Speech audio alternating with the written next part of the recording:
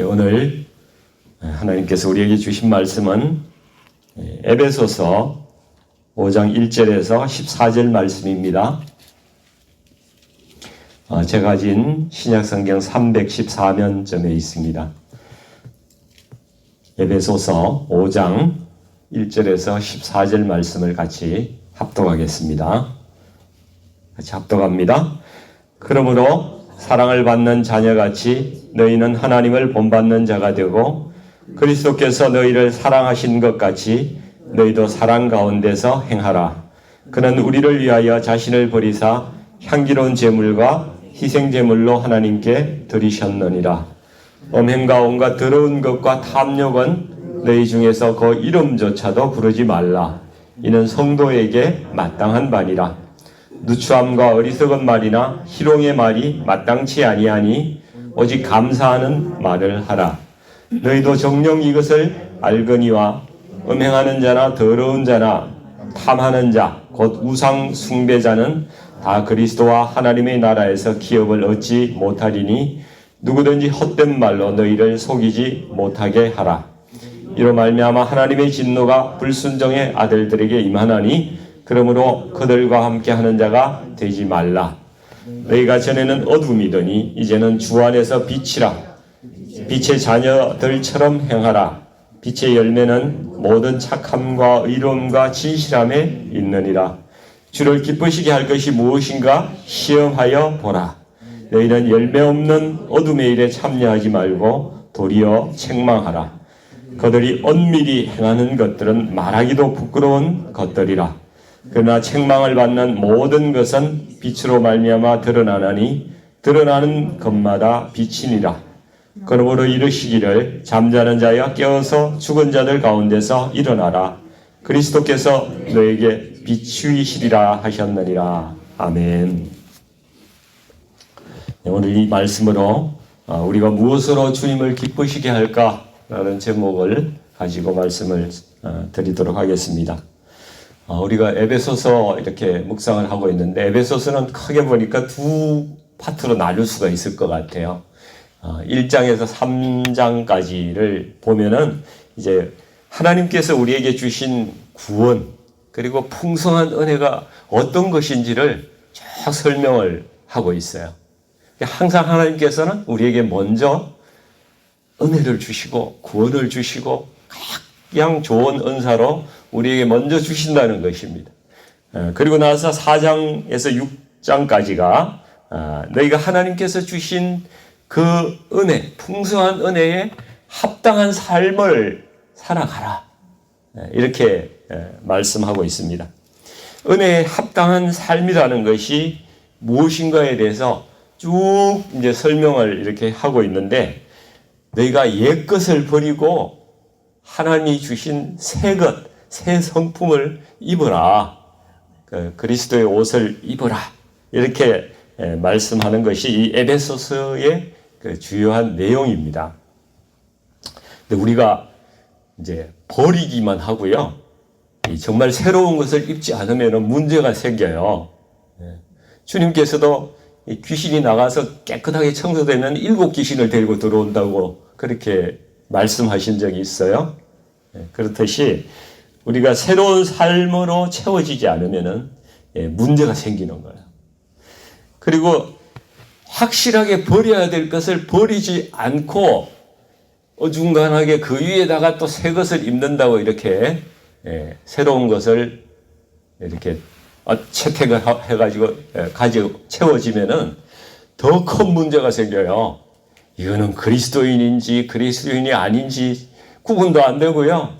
아주 그냥 여러 사람 교회도 욕되게 하고 아주 시끄러운 문제들을 만든다는 것입니다. 그래서 우리는 버릴 것을 확실하게 버리고 그 다음에 새로운 것을 채워야 되는 거예요. 이 두 가지가 병행해야 된다는 것이죠. 이 사도 바울이 5장 1절을 말씀해 보니까 사랑을 받는 자녀같이 너희는 하나님을 본받는 자가 되고 이렇게 말씀을 하고 있어요. 하나님을 본받는 자 이렇게 말씀합니다. 이 바울이 제시하는 우리 그리스도인의 삶의 목표가 하나님을 본받는 자라는 거예요. 하나님을 본받는 자. 다른 사람이 나를 보고 이렇게 이야기할 수 있어요. 너를 보면은 하나님이 계신 것을 알 수가 있다. 내가 너 보니까 하나님 계신 걸 알겠어. 너를 보면 하나님이 어떤 분인지를 내가 알겠다. 그래서 나도 믿겠다. 뭐 이 정도 돼야, 그죠? 내가 하나님을 믿는다. 이렇게 좀 이야기를 할 수가 있는 거 아니겠습니까? 주님의 그 새로운 것이 나에게 조금은 채워져 있다고 이렇게 이야기할 수가 있는 것이죠. 이 하나님의 성품, 이 하나님의 성품에 대해서 하나님께서 모세에게 이렇게 직접 말씀하신 말씀이 있어요. 출애굽기 34장 6절에 보면 이렇게 말씀하거든요. 여호와께서 그의 앞으로 지나시며 선포하시되 여호와라 여호와라 자비롭고 은혜롭고 노하기를 더디하고 인자와 진실이 많은 하나님이라. 그렇게 말씀합니다. 이 하나님의 이 성품이 예수님의 성품이에요. 그죠? 예수님도 하나님이시잖아요. 예수님의 성품이고 이 예수님의 성품이 이제 우리들에게 채워져야 된다는 거예요. 우리가 이런 예수님의 성품으로 우리 스스로를 채워나가야 하는데 먼저 버려야 된다고 말씀하고 계시잖아요. 버려야 할 것이 있다. 뭘 버려야 되느냐? 5장 3절을 한번 보세요. 한번 같이 읽어볼까요?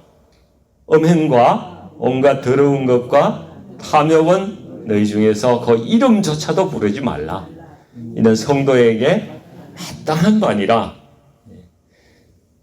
이 몇 가지를 버리라고 그래요? 정말 수학을 잘하세요. 3가지입니다. 3가지. 탐욕, 음행, 온갖 더러운 것, 탐욕. 3가지를 말씀하고 계시잖아요.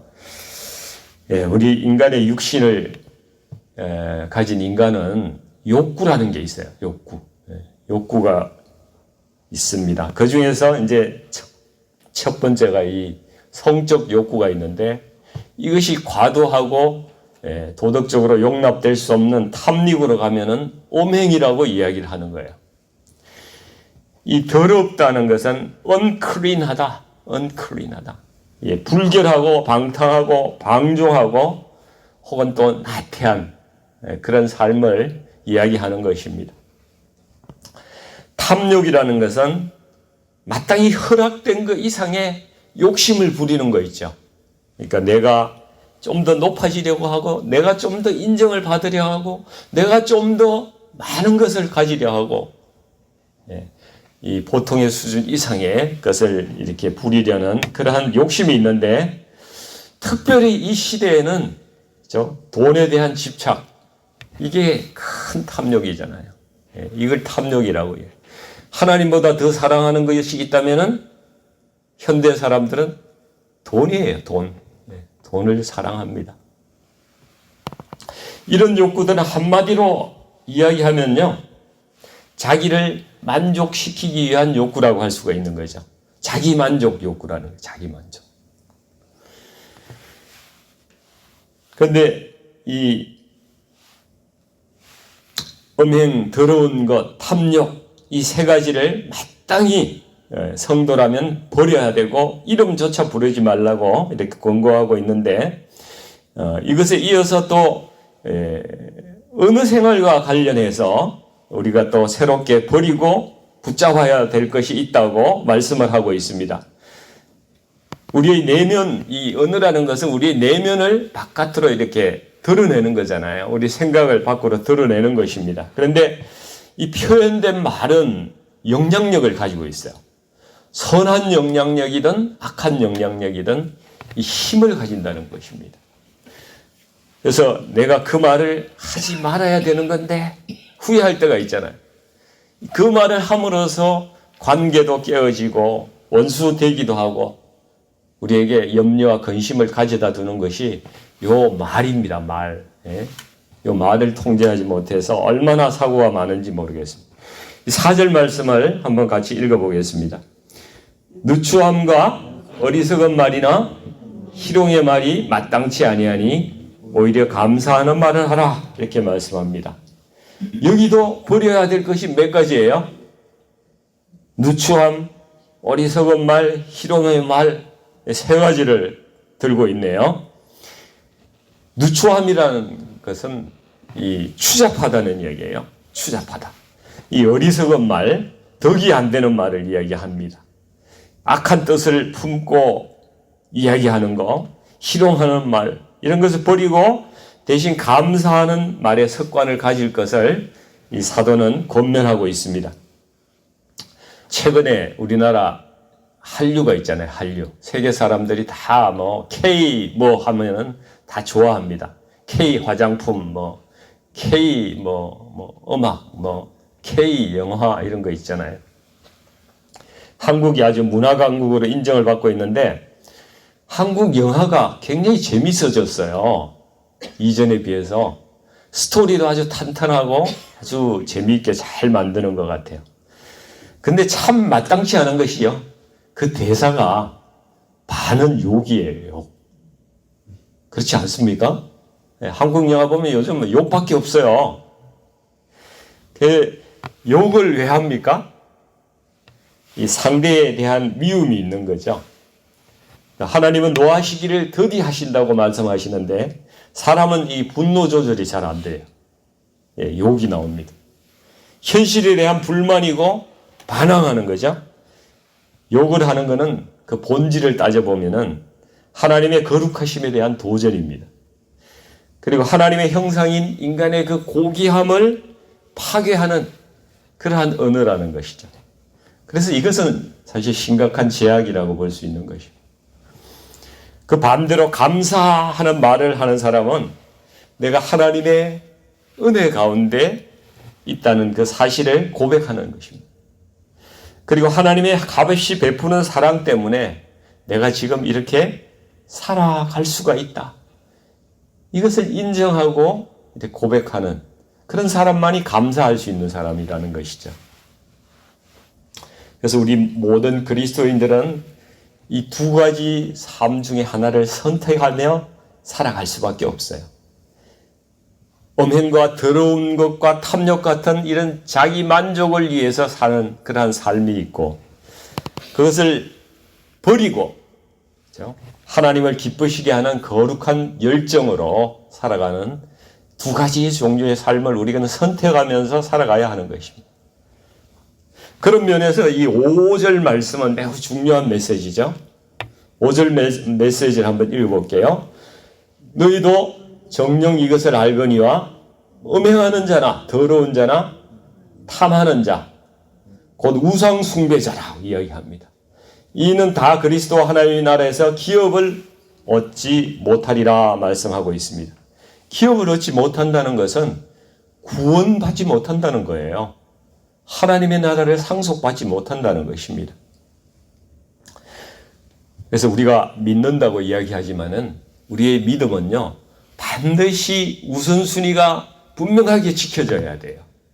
우선순위가 있어야 이것이 진정한 믿음이라는 것입니다. 만약 아주 작은 것이라도 내가 하나님을 사랑하는 것에 방해가 된다면은 하나님보다 더 사랑하는 것이 있다면은 그것은 과감히 내려놓을 수 있어야만이 그게 하나님을 사랑하는 거라는 것이죠. 하나님이 기뻐하시지 않는 것은 세상에서 아무리 좋아 보이더라도 내가 아닙니다. No. Stop. 이렇게 할 수 있는 용기가 있어야 되는 거예요. 그게 참 믿음입니다. 저는 이 5절 말씀을 묵상하면서 제 머릿속에 purity라는 단어가 생각이 나더라고요. purity. 이 순결이라는 뜻이잖아요. 순결한 마음. 이 다른 표현으로는 아마 가난한 심령이라고도 이야기할 수가 있을 것 같아요. 세상 어떤 다른 것보다 하나님을 가장 사랑하는 그 마음이 순수한 마음이라는 거예요. 그게 purity라는 거예요. purity에 대해서 산상수훈 5장 3절, 그죠? 마태복음 5장 3절, 8절에 하나님의 축복이 나와 있습니다. 3절에 보면 심령이 가난한 자는 복이 있나니 천국이 그들의 것이며, 8절에 보시니까 마음이 청결한 자는 복이 있나니 그들이 하나님을 볼 것이요. 이런 축복이 있다는 것입니다. 정말 내가 추구해 나가야 될 삶은 바로 이 순수한 마음, 하나님에 대한 그 순수한 마음, 다른 어떤 그냥 잡스러운 거 다 빼고 순수하게 하나님을 가장 사랑하는 마음, 그 퓨리티, 이거구나, 이런 생각이 들었습니다. 우리 성도님들도 이런 것을 붙들어야 할 줄 믿습니다. 우리 8절 이하 말씀은 이제 우리 에베소 이방인 성도들의 정체성의 변화에 대해서 선포를 하고 있는 말씀인데요. 너희가 전에는 어둠이었는데 이제는 주 안에서 빛이라고 이야기를 합니다. 그래서 빛의 자녀들처럼 행하라 이렇게 이야기합니다. 이 처럼이란 말은 다른 말로 하면 뭐답게 이렇게 표현할 수도 있겠죠. 그래서 바꾸면은 빛의 자녀답게 너희가 행하라 이렇게 말할 수가 있습니다. 근데 이 말씀을 잘 보시면은 사도 바울은 우리에게 빛이라고 말씀하지 않고 너희가 주 안에서 빛이라고 이렇게 이야기하고 있어요. 주님이 없으면 우리는 빛이 아니에요. 주 안에서만 빛이라는 것입니다. 그리고 우리를 빛의 자녀라고 이야기합니다. 그건 분명하죠. 빛은 우리의 주님이십니다. 우리는 예수님 안에서 그분의 빛을 받아서 그 빛을 세상에 전하는 사람들이라는 것이죠. 그래서 9절 말씀을 같이 한번 읽어볼까요? 빛의 열매는 모든 착함과 의로움과 진실함에 있느니라 말씀하죠.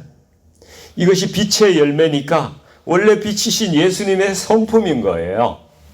우리에게도 이러한 성품이 열매로 나타나야 된다는 것이죠.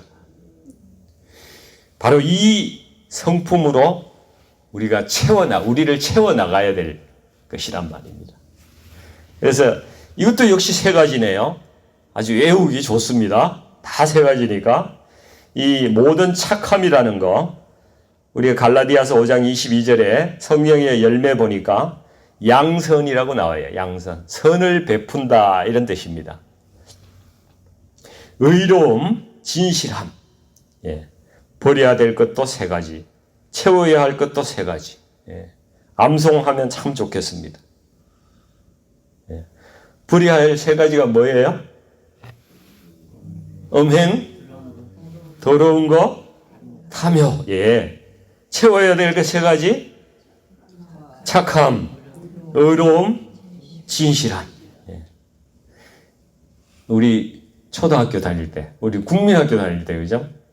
학교 거fun이 뭐였습니까? 착하고 바르게 참되게. 아니에요? 모든 학교는 학교 교훈이 그거예요. 착하고 바르게 참되게. 이 하나님께서 우리에게 어렵게 살려고 하는 게 아니에요. 이렇게 살려고 하는 거죠. 너희들 초등학교 거품처럼 살아라. 이게 빛의 열매라고 말씀합니다. 그리스도인에게 주 안에서 살아내야 될 최고의 가치인 거죠. 사랑하는 성도님들, 빛이 없으면 어둠입니다. 빛이 조금이라도 있어야 뭐가 보여요. 빛이 하나도 없으면 뭐가 캄캄하게 아무것도 안 보이지 않습니까? 근데 모든 빛이 합쳐지면 무슨 색깔이 될까요? 물리 공부 안 하셨어요? 흰색이 됩니다. 흰색. 빛은 합쳐지면 흰색이 돼요. 색은 크레용 같은 거 이런 거 색은 합쳐지면 무슨 색이 돼요? 검은색이 돼요. 세상의 것은요, 자꾸 합치면 어둠이 돼요. 근데 빛은 자꾸 합쳐지면은, 하나님의 성품은 합쳐지면은 흰색이 되는 거예요. 순결하고 밝아지는 거예요. 이 착함과 의로움과 진실함은 주님의 성품의 세 가지 삼원색입니다. 삼원색. 이 세 가지 성품이 함께 모이면은 빛이신 예수님의 모습이 드러난다는 거예요. 특별히 이 세 가지 성품이 분명하게 드러난 것이 뭔가 하면은 바로 십자가라는 겁니다. 왜냐하면 십자가는 죄에 대한 의로움의 심판이잖아요. 죄에 대한 의로움의 심판입니다. 그리고 생명을 사랑하시는 그 선하신 예수님의 사랑이 나타난 것이 십자가입니다. 그리고 신실하신 주님의 진리의 말씀과 그 약속이 그대로 실현된 것이 바로 십자가라는 것입니다. 착하고 바르게 참되게 이렇게 실천하며 사는 게 쉬울까요? 그런데 쉽지 않아요. 쉽지 않습니다.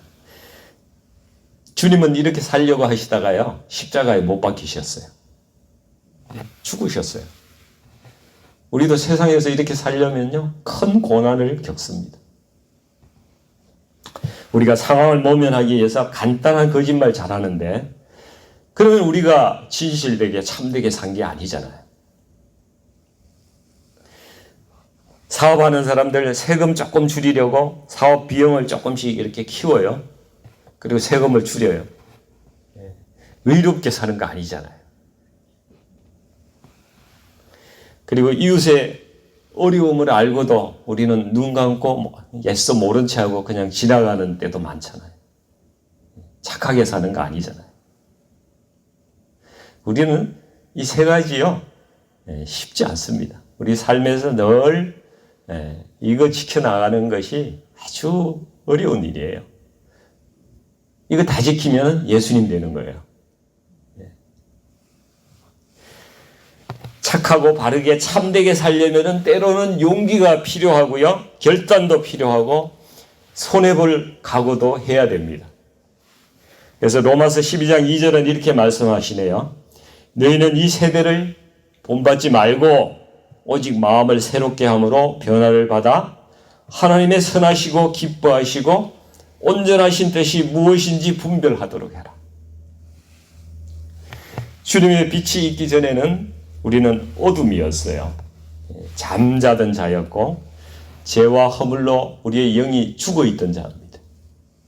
하나님과의 관계도 끊어져 있었고 사단의 종으로 거의 노예가 되어서 살아왔던 사람들입니다.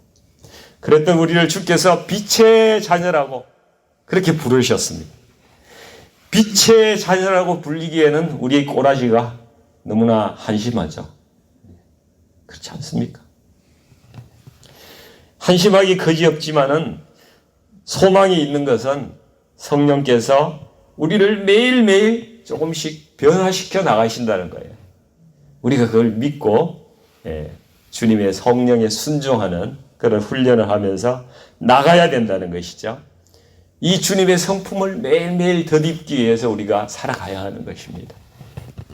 옛날에 한 1000년 전쯤에 중세에 있었던 일인데 영국의 어느 마을에 양을 도둑질해가지고 팔아서 먹고 사는 한 형제가 있었어요. 근데 꼬리가 길면은 잡히죠. 이 둘이 마을 사람들한테 결국 잡혀가지고 이마에 이 불도장을 찍었는데 ST 이렇게 그런 글자를 갖다 불로 찢어서 이마에 찍은 거예요. 옛날에 주홍글씨라는 그 책을 보면은 간음한 여인 adultery A자를 그냥 불로 이렇게 찢어가지고 그렇게 붙인 게 나오잖아요. 그런 거와 마찬가지로 sheep thief 그러니까 양도둑 이걸 ST라고 이렇게 약으로 찍어서 그러니까 한 사람은 너무 창피해가지고 그 마을에 살 수가 없어서 멀리 한 사람은 도망을 갔어요. 근데 또 한 형제는 내가 이제 죄를 뉘우치고 새 사람이 되어 봐야 되겠다. 그래서 마을을 위해서 헌신하기 시작했습니다. 마을에 어려운 데는 다 쫓아다니는 거예요. 아픈 사람이 있으면 가서 도와주는 거예요. 마을의 굳은일 다 지가 나서서 이렇게 일을 합니다. 처음에는 사람들이 아예 상대도 안 해주고 무시하고 비웃고 이렇게 했는데 세월이 가니까 이 사람의 진심을 알아주는 거예요. 그래서 포기하지 않고 마을 일에 솔선해서 막 이렇게 했더니만은 결국 그 마을에서 없어서는 안 될 그런 사람이 된 거예요. 이 글자가 있든 없든 간에 그런 사람이 된 겁니다. 그래서 한참 시간이 흐른 후에 많은 사람들이 그 사람 주위에 모여서 대화하기를 즐거워하고 그렇게 했답니다. 근데 한 여행객이 이 마을에 들러서 가다 보니까 이 이마에 ST라고 찍힌 노인이 주위에 사람들이 막 둘러 모여서 아주 즐겁게 이렇게 이야기하는데 그 모습이 아주 예수님같이 보이더라는 거예요. 그 노인의 얼굴이 온화하고 너무 인자하고. 그래서 옆에 사람한테 물어본 거죠. 저 노인 이마에 있는 ST라는 글자가 뭡니까? 그러니까 그 옆에 있던 사람이 아마 세인트 아닐까요? 성자. 그런 그 이야기가 있습니다. 우리 사랑하는 우리 성도님들, 우리 안에 거하시는 그리스도는 우리를 통해서 세상을 변화시키시길 바라신다는 겁니다. 양도둑을, 이 도둑놈을 성자로 만들어 나가시는 게 우리 주님이십니다. 우리 10절 말씀 같이 한번 볼게요. 주를 기쁘시게 할 것이 무엇인가 시험하여 보라. 우리는 주님을 기쁘시게 하는 데는 너무나 부족한 사람들이에요. 그럼에도 불구하고 너희가 주님을 기쁘시게 하기 위해서 내 삶 가운데 계속 트라이 해보라는 거예요. 부족하지만은 내가 어떻게 하면 하나님을 기쁘시게 할까? 이렇게 해볼까? 오늘 이렇게 저렇게 한번 해볼까? 마치 어린아이가 엄마 아빠 앞에서 엄마 아빠를 즐겁게 해주려고 뭔가 재롱을 부려서 어떻게 부모님을 즐겁게 하려고 하는 그 최선을 다하는 모습을 한번 떠올려 보십시오. 하나님 앞에서도 우리가 이 어린아이가 뭐 특별한 거 하겠어요? 우리가 하나님 앞에서 뭐 대수롭고 큰일 하겠어요? 그렇지만 그 마음, 하나님을 기쁘시게 하려고 하는 그 노력, 이 트라이 하는 그 모습이 하나님을 기쁘시게 한다는 거예요.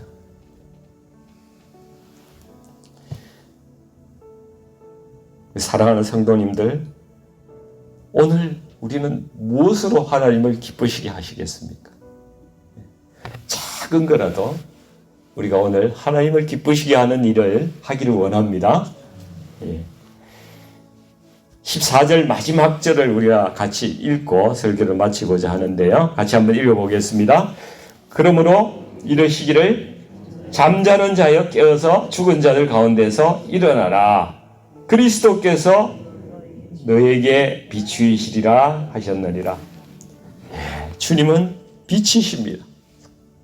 빛 대신 주님이 우리를 빛되게 하시고 또 우리를 통해서 주님의 빛을 세상에 그리고 내 이웃에 비치게 하신다는 것이죠. 그 빛을 비추는 성숙한 자녀로 오늘도 살아가시기를 주님의 이름으로 축원드립니다. 같이 기도하겠습니다. 아버지 하나님, 세상에 빛으로 오신 우리 예수님을 우리가 바라봅니다. 주님의 빛 가운데 우리가 거할 수 있기를 아버지 소망합니다. 우리가 옛사람 모습 벗어버리고 오늘도 주님의 성품을 본받으면서 주님을 기쁘시게 하는 그러한 사람 되기를 원합니다. 우리가 많은 일을 할 수 있는 자들이 아닙니다. 그러나 이 땅에서 아버지 하나님 버릴 것을 버리고 주님의 성품을 내가 채우려고 노력하고 애쓰고 트라이하고 이러한 모습 주님 앞에 올려드리기를 원합니다. 아버지 하나님, 그렇게 애쓰는 저희들 되게 인도해 주시옵소서. 세상이 주는 그 두려움이 있지만은 그 두려움으로 우리 마음이 흔들리지 않게 하여 주시고 무엇보다도 더 하나님을 사랑하는 그러한 순결한 자로 주님 앞에 설 수 있게끔 하나님 도와주옵소서. 우리가 이 세대를 본받지 않고 주님의 뜻이 무엇인지 항상 찾아가면서 주님을 향해서 한 걸음 한 걸음 나아가는 저희들 될 수 있도록 하나님 인도해 주시옵소서. 이 모든 말씀 빛이 되신 우리 주 예수 그리스도의 이름으로 감사하며 기도드리옵나이다. 아멘.